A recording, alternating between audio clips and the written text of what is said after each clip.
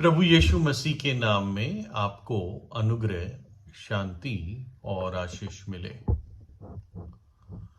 लोग अपना मन बना लेते हैं कि विश्वास नहीं करना, तो उनके सामने कितनी भी सबूत और सच्चाई रख दो, वो विश्वास करेंगे ही नहीं। कुछ लोगों का ये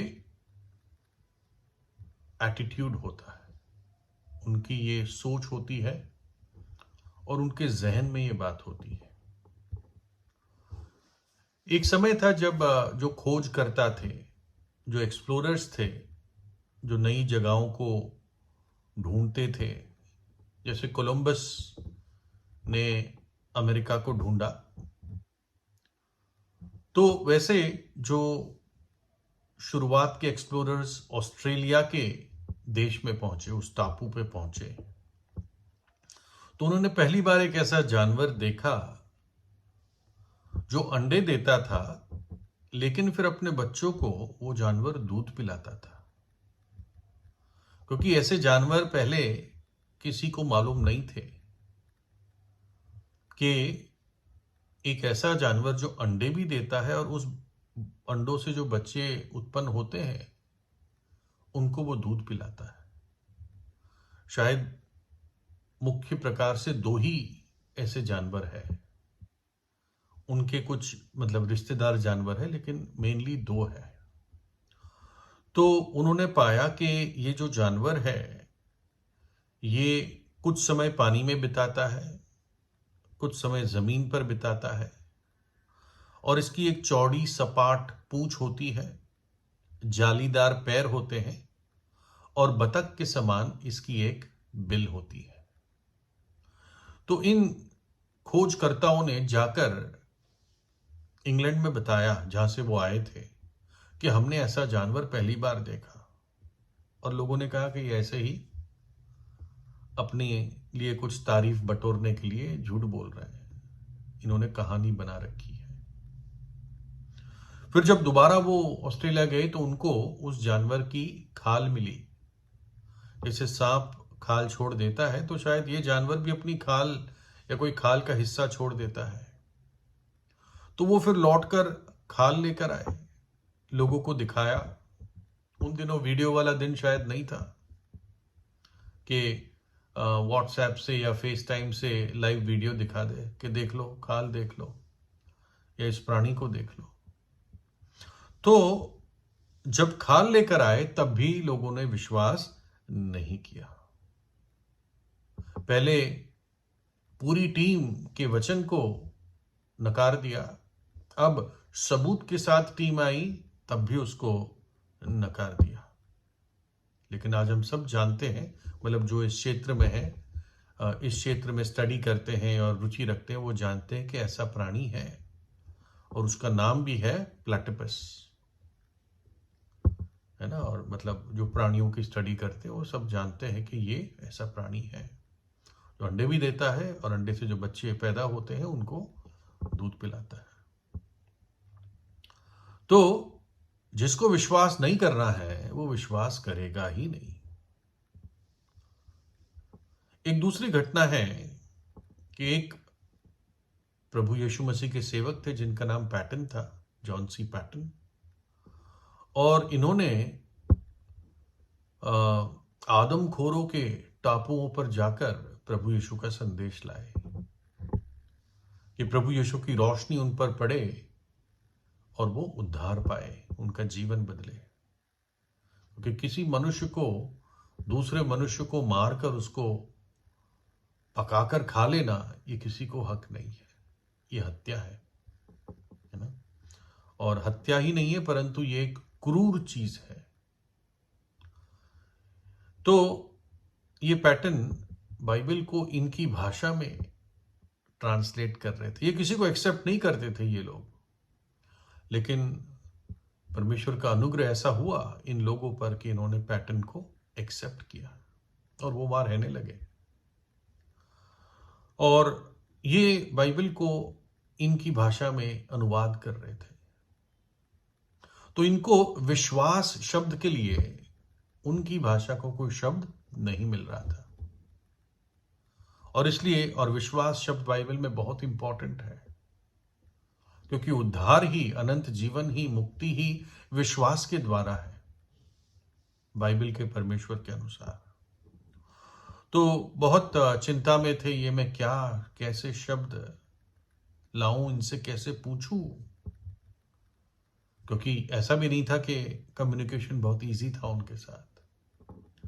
तो एक दिन जब पैटर्न अपने स्टडी में थे और अब लोग उसको एक प्रकार से परिवार की तरह ही मानते थे, तो एक वहाँ का जो लोकल पहले जो आदमखोर था वो उनके स्टडी में आया और एकदम उनकी कुर्सी पर बैठ गया। मतलब जो और कुर्सियां रखी थी, उनकी एक कुर्सी पर बैठा और दूसरी कुर्सी पर उसने पैर रख के एकदम आराम से बैठ गया, क्योंकि इनके पास तो पहले कुर्सियां थी नहीं।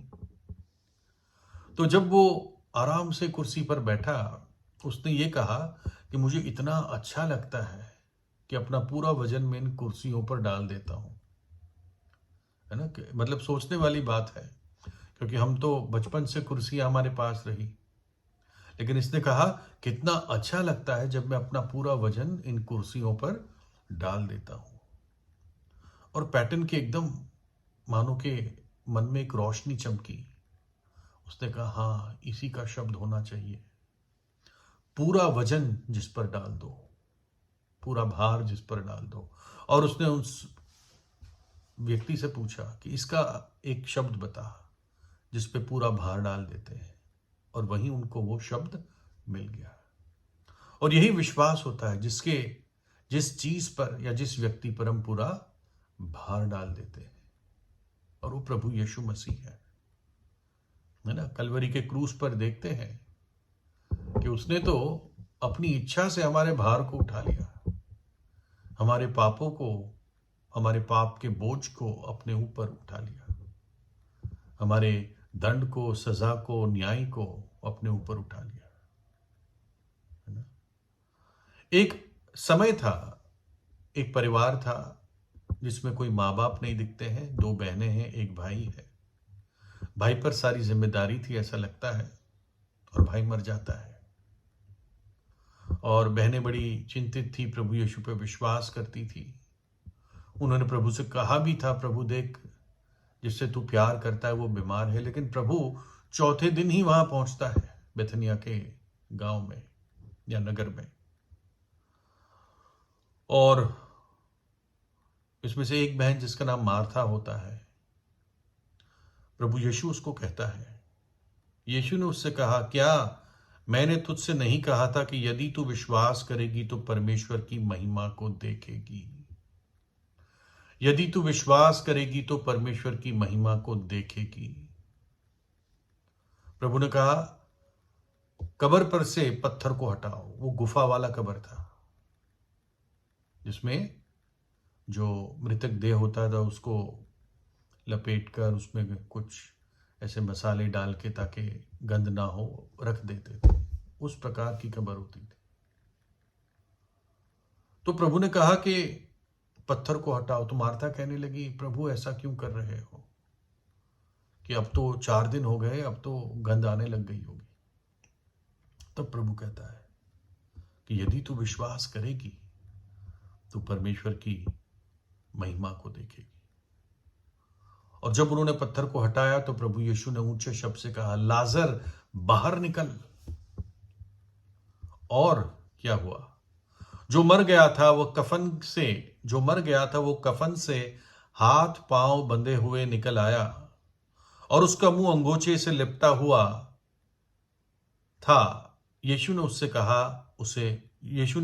कहा, उसे खोलकर जाने दो। वो जी उठा मृतकों में से।